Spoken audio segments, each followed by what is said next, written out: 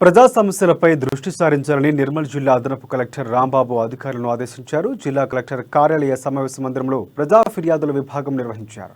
జిల్లా స్థాయి అధికారులు ప్రజల సమస్యలకు పరిష్కారం చూపాలని, అర్జీలు పెండింగ్లో ఉంచరాదని ఆయన ఆదేశించారు. స్వీకరించిన అర్జీలను ఆన్లైన్లో పొందుపరచాలని సూచించారు.